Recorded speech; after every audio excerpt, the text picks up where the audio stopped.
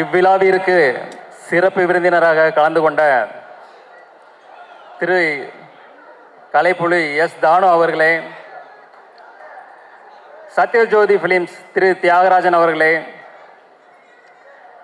கதை வசனகர்த்தாவில் புதிய அத்தியாயம் படைத்த டைரக்டர் திரு பாக்யராஜ் அவர்களே, பல்துறை வித்தகர் திரு சித்ரா லட்சுமணன் அவர்களே, ட்ரெண்டிங் இளைஞன் திரு தனஞ்சயன் அவர்களே, நண்பர்களே, உறவினர்களே, பத்திரிகை ஊடக நண்பர்களே, இந்நிகழ்ச்சியை ஊடக வழியாக கண்டு ரசித்து கொண்டிருக்கும் ரசிக பெருமக்களே, என் உயிரினும் மேலான என் மீது அதிக அன்பும் அதிக நம்பிக்கையும் வைத்திருக்கும்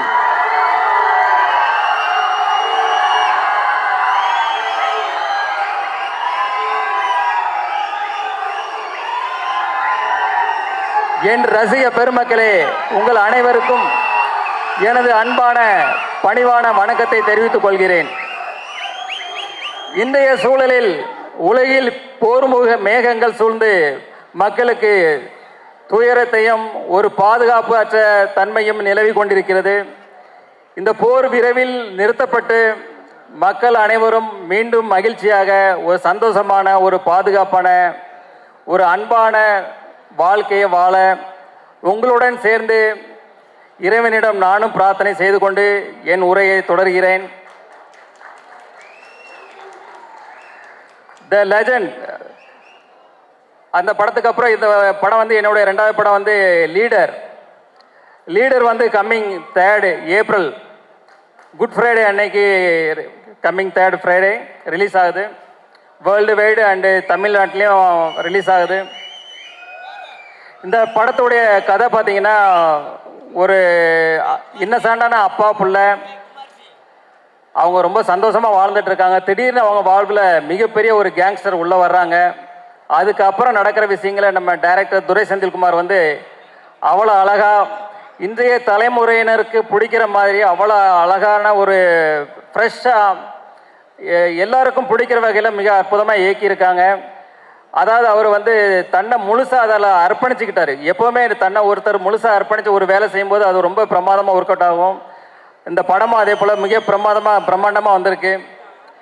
இந்த படத்தை ஃபஸ்ட்டு எடிட் பண்ணி பார்த்ததும் இந்த மியூசிக் டைரக்டர் ஜிப்ரான் அவர்கள் தான் பார்த்தாங்க. பார்த்துட்டு டைரக்டர்கிட்ட ஃபோன் பண்ணி ஒரு 1/2 hour இந்த படத்தை பற்றி ஒவ்வொரு டீட்டெயிலாக பாராட்டி அந்தளவுக்கு பேசியிருக்காரு. எனக்கு தெரிஞ்சு இதே போல் வேறு எந்த படத்துக்கும் அவர் பாராட்டியிருப்பாரா எனக்கு தெரியல. ஸோ அவருடைய இசையும் இந்த படத்தில் வந்து ஒரு குத்து சாங் அதே போல் எதுவும் கிடையாது. இது படத்தோட ட்ராவல், அதாவது ஸ்டோரியோட ட்ராவல் ஆகிற மாதிரியான சாங்ஸ் இதில் இருக்குது. அதுக்கான வரிகள் இருக்குது, அதுக்கான படப்பிடிப்பு எல்லாமே அதை நோக்கி பயணித்தோம். ஸோ அதுக்கான இசையை பிரமாதமாக பண்ணி கொடுத்துருக்கிறாரு. அடுத்தது நம்ம கேமராமேன் திரு வெங்கடேஷ் அவர்கள். அவர் வந்து பார்த்தீங்கன்னா அவர் கேட்ட லேட்டஸ்ட் டெக்னாலஜி, என்னென்ன லென்ஸ் வேணும், என்ன கேமரா வேணும், என்ன லைட்ஸ் வேணும், அதே போல் அவர் கேட்ட டெக்னாலஜி அத்தனையும் கொடுத்தோம். அதுக்குள்ளே டெக்னீஷியன் அதை வந்து அவரை சிறப்பாக பயன்படுத்தி இந்த அவுட்புட் வந்து ரொம்ப பிரமாதமாக கொடுத்துருக்கிறாரு.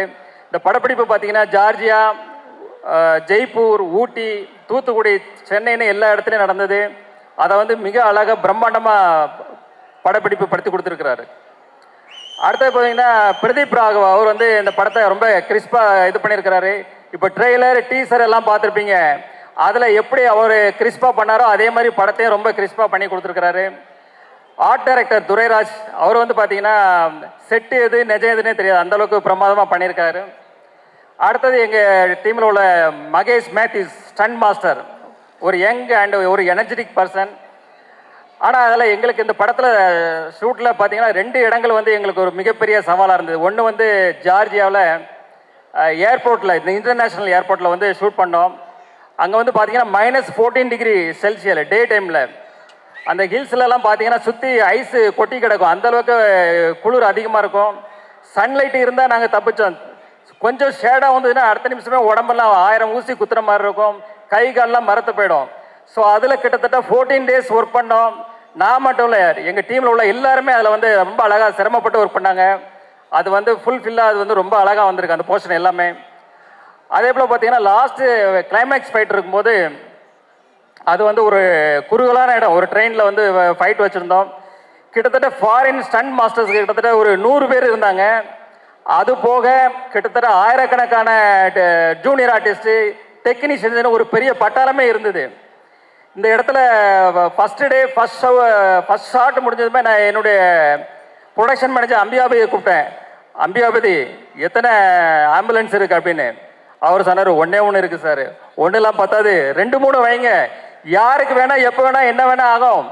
எனக்கே கூட சில நேரங்களில் இன்ஜூர் ஆகும், நம்ம ரெடியாக இருக்கணும் அப்படின்னு சொன்னேன்.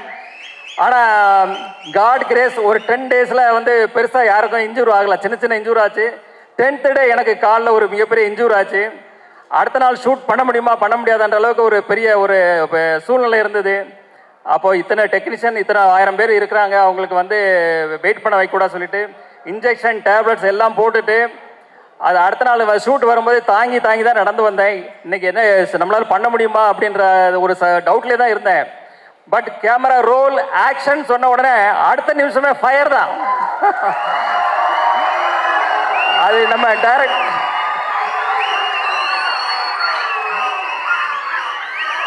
நம்ம டைரக்டர் சார் சொன்ன மாதிரி அந்த எனர்ஜி எங்கேருந்து வருது தெரியாது. அது காட் பிளஸிங், கடவுளுக்கு தான் நன்றி சொல்லணும்.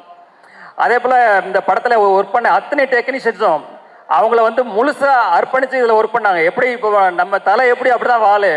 ஸோ அதே போல் என் கூட இருந்த எல்லாருமே அவங்கள தன்னை அர்ப்பணித்து அந்த இதில் ஒர்க் பண்ணாங்க.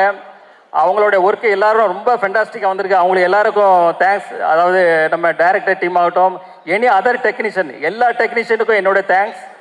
அவங்களுக்கு என்னுடைய வாழ்த்துக்களையும் தெரிவித்துக் கொள்கிறேன். அடுத்தது ஆர்டிஸ்ட்டுக்கு வர்றேன். ஆர்டிஸ்டில் வந்து பார்த்தீங்கன்னா நம்ம அறந்தாங்கி நிஷா அவர்கள் வந்து என்ன ஷூட்டில் இருக்கும்போது கோ டைரக்டர் வந்து சொன்னார், பக்ருதீன் சார் இவங்க வந்து ஸ்கிரிப்டில் இருக்கிற மாதிரி 2 வார்த்தை திட்டுவாங்க சார் அப்படின்னு. சரின்னு இருந்தேன். அவங்க பார்த்தா ஷார்ட் போகுது, திட்டிகிட்டே இருக்கிறாங்க. எனக்கு ஷாக் ஆகிட்டு உடனே பக்ருதீன் சாரை கூப்பிட்டு, என்ன சார் இது, நீங்கள் 2 சீன் தானே சொன்னீங்க சார், இன்னும் இவ்வளோ திட்டிகிட்டு இருக்காங்களா அப்படின்னு. இல்லை அவர் சொன்னார், மேடம் கூட 2 வார்த்தை போட்டுக்கலாமான்னு கேட்டாங்க. நான் சரின்னு சொன்னேன். ஆனால் இப்படி வச போடுவாங்கன்னு எனக்கு தெரியாது சார் அப்படின்னு. ஆனால் அப்புறம் அறந்தாங்கி நிஷாட்ட அப்புறம் சொன்னேன் வந்து, இல்லை இது நீங்கள் பண்ணது கரெக்டு தான். இந்த வந்து சீன் அப்போ தான் இது வந்து நல்லா இன்ட்ரெஸ்டிங்காக இருக்குன்னு சொல்லி அந்த சீன் அதே போல் ரொம்ப நல்லா வந்தது. அடுத்தது பார்த்தீங்கன்னா நம்ம யோகிராம், வேலு, நிரஞ்சன், கதிர், அதே போல் பத்மன், இவங்க எல்லாருமே அந்தந்த ஆர்டிஸ்ட் அந்தந்த கேரக்டரில் ரொம்ப அழகாக பண்ணாங்க. இதே போல் பல ஆர்டிஸ்ட் அதில் ஒர்க் பண்ணாங்க. அவங்க எல்லாருக்குமே என்னுடைய வாழ்த்துக்கள். அடுத்தது வந்து இயல் பாப்பா, அவங்க வந்து ஒரு பான் ஆர்டிஸ்ட் தான். டைரக்டர் ஆல்ரெடி இப்போ சொன்னார், அந்த சின்ன வயசுலேயே அந்த அளவுக்கு அதை புரிஞ்சுக்கிட்டு அதை அழகாக டெலிவரி பண்ணுற விதமாகட்டும் எல்லாம் ஆகட்டும். செட்லேயே அவங்க பேரண்ட்ஸ்கிட்ட சொன்னேன், இந்த பொண்ணு ஒரு நாளைக்கு பெரிய ஹீரோயினாக வரணும்னு. அது கண்டிப்பாக நடக்கும். அதே போல் நம்ம ஜார்ஜ் வில்லியம்ஸ்னு நடித்தார் என் கூட. அப்போ அவர் வந்து ஒரு சீனு, அவர் அங்கே நிற்கிறாரு, நான் இங்கே நிற்கிறேன். அப்போ அவர் வந்து கொஞ்சம் சங்கோச்சப்பட்டார், சார் நீங்கள் அங்கே இருக்கணும் நான் இங்கே இருக்கணும் இதான் சார் அப்படின்னு கொஞ்சம் சங்கோச்சப்பட்டார். சார் சினிமா தானே சார், இது அப்படி தான் பண்ணணும்னு சொல்லி அவரை சமாதானப்படுத்தி அந்த சீனை முடித்தோம். அதுக்கப்புறம் ஒரு எமோஷனான சீன், என்னுடைய எமோஷனான ஒரு சீனு. செட்டில் அந்த சீன் முடிஞ்சதை எல்லாரும் கிளாப்ஸ் பண்ணாங்க. சார் ஓடி வந்து கையை பிடிச்சிட்டு ரொம்ப நெகிழ்ச்சியாக கண்ணெலாம் கலங்கி அவர் வந்து ரொம்ப பாராட்டினார். அந்த தருணங்களும் ரொம்ப சந்தோஷமாக இருந்தது. அடுத்தது பார்த்தீங்கன்னா நம்ம பாகுபலி பிரபாகர், அவர் வந்து பார்த்தீங்கன்னா ஒரு சீனில் அப்படி ஃபோனை அப்படி தூக்கி வீசினார். அப்படி பார்த்தா எல்லாம் ஃபோன் தெரிச்சு ஓடுது. பக்கத்தில் இருந்தவங்க எல்லாரும் தூரமாக ஓடி போயிட்டாங்க. ஏன்னா அவ்வளோ பயம். என்ன சார் இது இவ்வளோ பவர்ஃபுல்லாக அடிக்கிறாரு. ஏன்னா அவர் அஜானபாகு 6 அடிக்கு மேலே இருக்கிறாரு, கடோத் கஜன் மாதிரி இருக்கிறாரு. அது எல்லாம் கொஞ்சம் பயந்தாங்க. அப்புறம் அவர் வந்து சொன்னார், இல்லை சார் நான் இப்படி பண்ணுறேன் இது இப்படி பண்ணுறேன் யாருக்கும் ஒன்றும் ஆகாதுன்னு சொல்லி அடுத்த சீன் எடுத்தோம். அதே போல் ரொம்ப இன்ட்ரெஸ்டிங்காக அது போச்சு. அதே போல் பார்த்தீங்கன்னா நம்ம லால் சார் வந்து ஒரு மிகப்பெரிய ஜீனியஸ். அவர் வந்து ஒரு ப்ரொடியூசர், ஒரு டைரக்டர், ஒரு ஆக்டர். அவர் வந்து இந்த படத்தில் பண்ணும்போது நாங்கள் எங்களுக்கு ஒரு இது பயம். ஏன்னா மோகன்லாலுக்கு அப்புறம் அவர் மலையாளத்தில் மிகப்பெரிய ஒரு நடிகர். ஸோ அவர் கூட நடிக்கிற ஷாட்டில் நாங்கள் ரொம்ப கான்சியஸாக பண்ணும்போது மோஸ்ட் ஆஃப் த ஷாட் அவர் கூட சார் கூட பண்ணும்போது சிங்கிள் ஷாட்லேயே ஓகே பண்ணோம். அந்தளவுக்கு சேலஞ்ச் எடுத்து பண்ணேன். அது எல்லாமே most of the time single ஷாட்லேயே அது முடிஞ்சது. அது ஒரு இன்ட்ரெஸ்டிங்கான அனுபவம். அடுத்தது பார்த்தீங்கன்னா நம்ம சந்தோஷ் பிரதாப். அவர் வந்து ஸ்டார்டிங்கில் ஒரு ஃபஸ்ட்டு ஷெட்யூலில் அவருடைய இது பார்த்தோம். பார்த்துட்டு வந்து இது வந்து ஒரு மேனரிசம் பண்ணார், சிரிச்சுக்கிட்டே ஒரு மேனரிசம் பண்ணார். அப்போ நான் டேரக்டர் சார்கிட்ட சொன்னேன், சார் இது மேனரிசம் நல்லா இருக்கு சார், படம் ஃபுல்லாக இது ட்ராவல் பண்ணால் நல்லா இருக்கும்னு. சாரும் அக்செப்ட் பண்ணிக்கிட்டாங்க. அப்புறம் அதுக்கப்புறம் பார்த்தீங்கன்னா கிளைமேக்ஸ் ஃபைட்டில் வந்து அவர் கண்ணில் ஒரு அடிபட்டுரும், கண்ணில் பிளட் மாதிரி ஒன்று இதாகிடும், கிளாட் ஆகிடும். ஸோ எவ்ரி ஷாட், அதாவது அந்த கிட்டத்தட்ட 14 டேஸு எவ்ரி ஷாட் வந்து அவர் கண்ணில் அந்த பிளட்டை போடணும், எவ்ரி ஷாட்டு. அதாவது யாருமே சொல்ல வேண்டியதில்லை, யாருமே அவருக்கு எதுவுமே சொல்ல வேண்டியதில்லை. அவரே அந்த கரெக்டாக அந்த ஷாட் ரெடினா அந்த கண்ணில் அந்த பிளட்டை போட்டு வந்துடுவார். அதை பார்க்கும்போது நம்மளுக்கே சிரமமாக இருக்கும், அது கஷ்டமாக இருக்கும். அது என்னடா இவ்வளோ கஷ்டப்பட்டு பண்ணுறாங்களேன்னு. பட் அவர் வந்து அதை டெடிக்கேஷன், அந்த அளவுக்கு அவர் வந்து சின்சியாரிட்டி, அவர் வந்து மிகப்பெரிய உயரத்துக்கு வரணும் நீங்கள். அதே போல் நம்ம ஷாம் சார் வந்து பார்த்தீங்கன்னா அவருடைய மெச்சூர்டான நடிப்பு அந்த படத்தில் கொடுத்துருக்கிறாரு. அவர் இத்தனோட வருட ட்ராவலில் பார்த்தீங்கன்னா அந்த ஒரு அனுபவம், அந்த மெச்சூர்டான நடிப்பு அதை கொடுத்துருக்கிறாரு. எனக்கு தெரிஞ்சு அவர் பண்ண கேரக்டரை வேறு யார் பண்ணாலும் இந்த அளவுக்கு நல்லா ஜஸ்டிஃபை பண்ணி இருக்க முடியுமான்றது எனக்கு ஒரு டவுட் தான். அதே போல் வந்து ஜார்ஜ் வில்லியம்ஸ் வேற இருந்தது. நம்ம வந்து அமிர்தா ஐயர்னு ஒருத்தவங்க பண்ணாங்க. அவங்க ஒரு சின்ன ரோலில், அதில் நல்ல ரோல் தான் அவங்களுக்கு, அமிர்தா ஐயர். ஆக்சுவலி அவங்க பார்த்தீங்கன்னா செட்டுக்கு வரும்போது வந்து ஒரு இன்னசென்ட்டாக இருப்பாங்க. அது வந்து சீன் பார்த்தீங்கன்னா மிகப்பெரிய சீனாக இருக்கும். இந்த சீனை அவங்களால எப்படி கன்சியூம் பண்ண முடியும், எப்படி பண்ண போகிறாங்கன்னு ஒரு பயத்தோடய நம்ம இருப்போம். ஆனால் அந்த சீனை ரொம்ப அழகாக நேர்த்தியாக பண்ணி எங்களை ஆச்சரியப்பட வச்சாங்க. அதே போல் ஒரு எமோஷனான, நீங்கள் என்ன நம்புங்க, உங்க நம்பிக்கை ஒரு நாளும் வீண் போகாது. உங்க நம்பிக்கை ஒரு நாளும் வீண் போகாது. வெற்றி.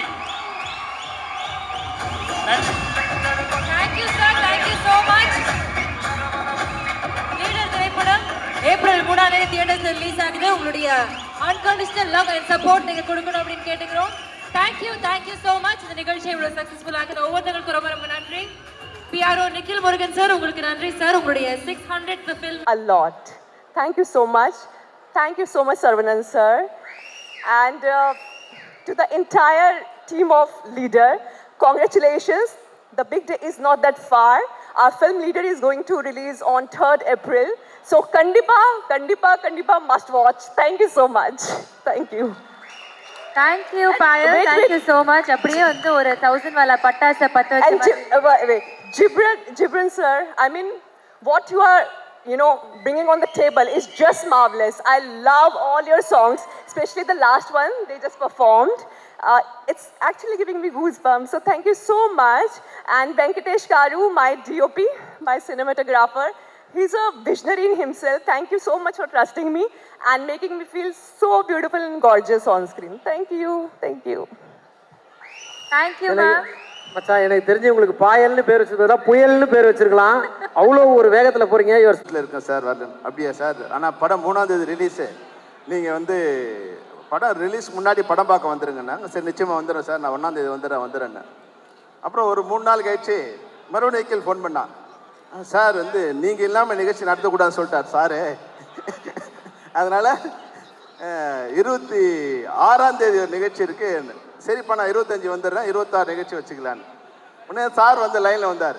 சார் இல்லை சார், படம் 10ஆம் தேதி தான் ரிலீஸ் பண்ணுறதா இருக்குது, அதனால் வந்து நாங்கள் கொஞ்சம் தள்ளி வச்சுக்கிட்டோம் சார். இதை 3ஆம் தேதி வேறு ஒரு படம் வருது, அதனால் நான் தள்ளி வச்சுக்கிட்டோம், அவர் ஏதோ சொல்கிறாருந்தார். அதனால் நிக்கில் முருகனை நம்ம பக்கத்தில் வச்சுக்கிட்டா ப்ரொடியூசர் போய் சொல்ல வேண்டிய அவசியம் இல்லை, எல்லாம் போய் அவனே சொல்லிவிடுவான். அப்புறம் வந்து வந்த உடனே மறுபடியும் 26ஆம் தேதி ஃபோன் பண்ண, என்னடா நிகழ்ச்சி இருக்கான்னு. இல்லை 3ஆம் தேதியே படம் ரிலீஸு, அதனால் 29ஆம் தேதி நிகழ்ச்சி வச்சுட்டோம். சரி ஓகே, எப்படி இருந்தாலும் நான் இல்லாமல் இந்த நிகழ்ச்சி நடக்கக்கூடாதுன்னு இறைவன் எழுதியிருக்காரு. அதனால் இந்த நிகழ்ச்சி வந்த பிறகு ரொம்ப சந்தோஷம். விவேக பேசும்போது சொன்னான்னு நினைக்கிறேன் வந்து, அதாவது வந்து சரவணோட வெற்றிக்கு என்ன தாரக மந்திரத்தை அவங்க அப்பா சொன்னார்னு. அவங்க அப்பாவை நான் சந்திச்சிருக்கேன். 85லேருந்து 87 வரைக்கும் நான் சரவண சீட்டில் வந்து அங்கே ரங்கநாதரோட வந்து நான் வாடகை குடியிருந்தேன். அப்போ அசிஸ்டன்ட் டைரக்டராக இருக்கும்போது அப்போ நான் வந்து அந்த கடைக்கு போவோம். உங்களுக்கு தெரியும், அசிஸ்டன்ட் டைரக்டர் அப்போ சினிமாவில் அசிஸ்டன்ட் டைரக்டர்னா சம்பளம் வாங்காத ஒரு வேலைக்காரனுக்கு தான் அசிஸ்டன்ட் டைரக்டராக சினிமாவில் இருந்துக்கிட்டு இருப்போம். அப்போது போய் அடிக்கடி கடைக்கு போவோம், கடைக்கு வாங்குவோம், வாங்க மாட்டோம். அப்போ 100 ரூபாய்க்கு கீழே வந்து 99 ரூபாய்க்கு சட்டை போட்டிருப்பாங்க. அந்த 100 ரூபா வந்தவொடனே அந்த சட்டை வாங்கலாங்கிறதுக்காக போய் பார்த்துட்டு வருவோம். ஒரு தடவை வந்து தீபாவளிக்கு வந்து சித்ரா சார் இருந்தார், போயிட்டு எனக்கு தீபாவளிக்கு வந்து எனக்கு ஒரு 500 ரூபா பணம் கொடுத்தாங்க. அதை வாங்கிக்கிட்டு ட்ரெஸ்லாம் எடுக்க போகலான்னு. எனக்கு 500 ரூபாய்க்கு ஒரு குடும்பத்துக்கே வந்து ட்ரெஸ் எடுக்க முடியும்னா சரவணா சொல்லிட்டு தான் எடுக்க முடியும். அப்போ நான் என்னோட அம்மாவுக்கு, என் குழந்தை, என் தம்பிக்கு, என் தங்கச்சிக்கு எல்லாருக்கும் வந்து ட்ரெஸ் எடுத்துகிட்டு, நான் ஏற்கனவே பார்த்தா 99 ரூபான்னு இந்த சட்டை இருந்தது. அதனால இந்த சட்டையை எடுத்துக்கிட்டு நான் போகும்போது அவன் பார்த்தா அது பக்கத்து ரேக்லேருந்து இந்த ரேக்குக்கு மாறி இருக்கு. மாறி இருக்கும்போது அது விலை வந்து 199. நான் கரெக்டாக கணக்கு பண்ணி 490 ரூபாய் வர்ற மாதிரி கணக்கு பண்ணி எடுத்துகிட்டு போய் அங்கே கவுண்டரில் கொடுத்தேன். கொடுக்கும்போது அவங்க பார்த்துட்டு நான் அதுக்கு முன்னே 4-5 தடவை அந்த கடைக்கு வந்து பார்த்துட்டு போயிருக்கேன். எந்த சட்டை எடுக்கிறது, கணக்கு பணம் வந்தால் எந்த சட்டை எடுக்கலான்னு பார்த்துட்டு போயிருக்கேன். அப்போ பார்த்துட்டு இருந்தால் அந்த சட்டையோட விலை 199. அப்போ வந்து 590 ரூபா வந்துடுச்சு. எங்கிட்ட 500 ரூபா தான் பணம் இருந்தது. உடனே எங்கள் அப்பா சொன்னார், அந்த பில்லு தப்பாக வந்துடுச்சு சார். நான் சொன்னேன், இல்லை சார் இது 99. கடையில் ஒர்க் பண்ண சொன்னார், இல்லை சார் பக்கத்து ரேக்கில் இது மாறி வந்துடுச்சு அப்படின்னார். உடனே அப்பா சொன்னார், பரவாயில்ல சார் நீங்கள் வச்சிங்க அப்படின்னார். இல்லை சார் பணம் இல்லைன்னு.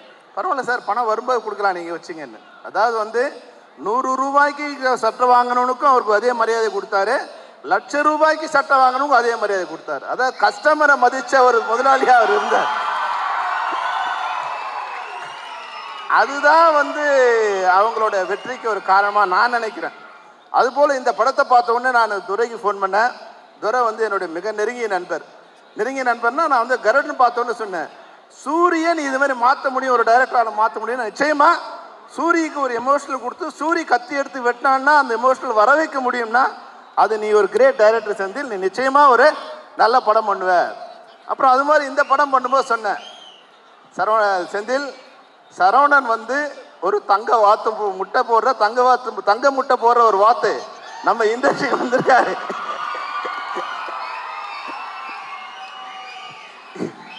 இன்னைக்கு நம்ம இண்டஸ்ட்ரியை காப்பாற்றுறதுக்கு தயாரிப்பாளர்கள் தேவைப்படுறாங்க.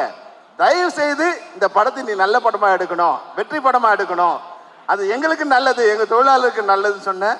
நிச்சயமா பண்றேன் சார் அப்படின்னாரு. அப்புறம் ஒரு டீசர் ஒரு இது லுக் அமைச்சிருந்தார். உண்மையாகவே எனக்கு வந்து அந்த லுக் ரொம்ப நல்லா இருந்தது.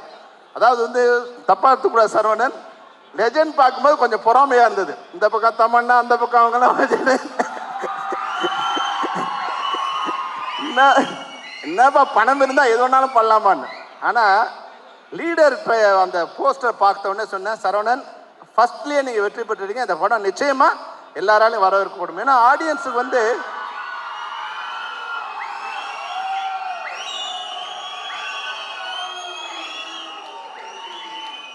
படம் எப்படி ஓடுதுங்கிறது வந்து எங்களால் கண்டுபிடிக்கவே முடியாது.